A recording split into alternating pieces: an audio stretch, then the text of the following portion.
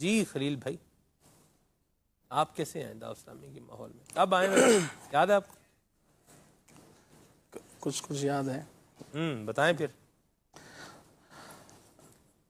گلزار حبیب میں جب اجتماع ہوا کرتا تھا تقریباً غالباً 1988 کی بات ہوگی یا 87 کی، تو ہمارے علاقے میں جو ہمارے نگران تھے ارشد بھائی، تو وہ تشریف لایا کرتے تھے مسجد میں، اور ہمارے جو چچا تھے اب بھی الحمدللہ حیات ہیں، اللہ ان کو جزائے خیر دے، تو یہ مدنی ماحول میں آ گئے تھے، تو پھر ان کی برکت سے جو ہے اللہ پاک نے ہمیں بھی توفیق دی، تو یہ ہمیں اجتماع میں بھیجا کرتے تھے۔ اس ٹائم گلزار حبیب میں جب اجتماع ہوا کرتا تھا، اور ہمارا کرایہ وغیرہ بھی خود ہی دے دیا کرتے تھے واہ بھائی، بس والوں کو، کہ ہم سے کچھ بھی وصول نہ کریں، تو بس اجتماع میں جاتے تھے اللہ کی رحمت سے۔ اور حضرت مولانا شفیع اکاڑوی صاحب رحمۃ اللہ تعالی علیہ کا جو مزار شریف ہے جس جگہ پہ، یہاں ہمارے اورنگی ٹاؤن کا حلقہ لگا کرتا تھا۔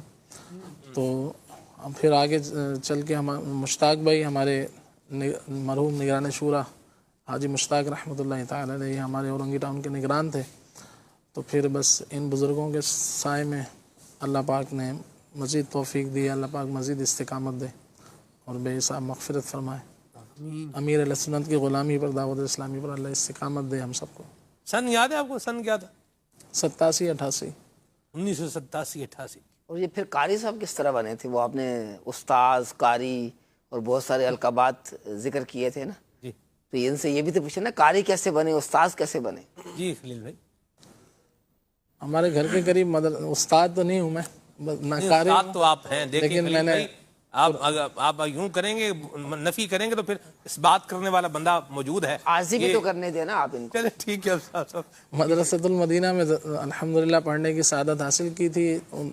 93 میں جب فیضان مدینہ میں اجتماع شروع ہوا ہے الحمدللہ، تو اسی سال کم و بیش ہمارے اورنگی ٹاؤن میں، اورنگی ٹاؤن 10 نمبر میں عرشی مسجد مدرسۃ المدینہ، اس کا افتتاح ہوا تھا۔ میرے آقا شیخ طریقت امیر السنت دامت برکاتہم عالیہ اور قبلہ حاجی مشتاق رحمۃ اللہ تعالی علیہ، آپ بھی تشریف فرما تھے، تو آپ کی موجودگی میں وہاں اجتماع ہوا تھا، اور پھر اس مدرسے کا افتتاح ہوا تھا، تو وہاں پر الحمدللہ قرآن پاک یہی رحمانی قاعدہ، پھر قرآن پاک پڑھنے کی وہاں سعادت حاصل ہوئی، تو پھر آگے مدرسۃ المدینہ سے وابستہ رہے تقریباً 17-18 سال، اس میں پڑھتے پڑھاتے رہے۔